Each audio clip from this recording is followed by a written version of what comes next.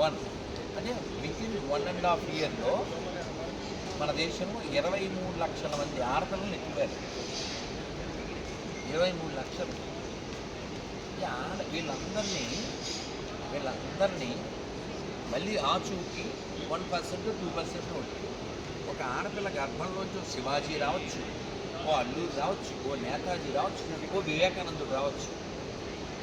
అసలు వీళ్ళందరినీ మనం కాపాడుకోలేకపోతే జెనోసైడ్ అనే పదం విన్నాం కదా.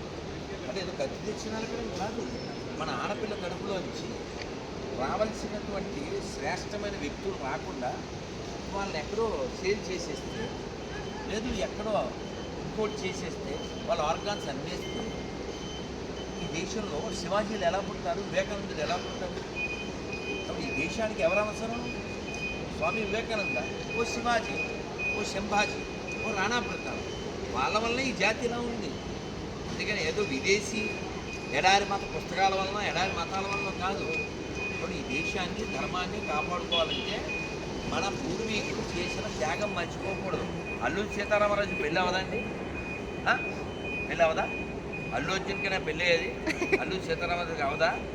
చేసుకోవాలనుకుంటే అవుద్ది కదా. మరి ఎందుకు అవలే? ఆయన వద్దనుకున్నాడు. ఆయనకి తన కళ్యాణం కంటే లోక కళ్యాణం ముఖ్యం అనుకున్నాడు. అందుకని అన్ని తుపాకీ గుండు తిని ఆయన శరీరం వదిలేశాడు. ఉద్దమ్ సింగ్ 20 ఏళ్ళ పిల్లోడండి, మనకి తెలియదు. మనకి హీరో ఉద్దమ్ సింగ్ కాదు, ఎవడో సినిమా హీరో.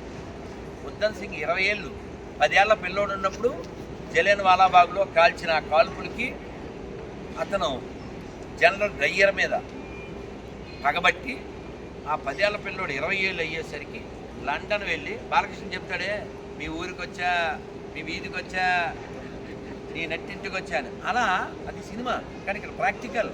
ఇతను లండన్కి వెళ్ళి వాడి ఇంటికి వెళ్ళి వాడిని వేసాడు ఉద్దమ్ సింగ్. మనకి మగాడండి అంతే. మనకు అలాంటి వీరులు ధీరులు మనకి ఎందుకు కనబడరు? మనకు వాళ్ళు హీరోలు ఎందుకు కాదు? మనం ఇలా ఏదో సుఖపడిపోతున్నాం. ఇదంతా వారి త్యాగం కాదా? ఛత్రపతి శివాజీ మహారాజ్ కి జై, శంభాజీ మహారాజ్ కి జై, నమః పార్వతీ పతయే హర హర మహాదేవ్. Thank you. నన్ను అందరికీ ఇది ఎవరికి రాలేదు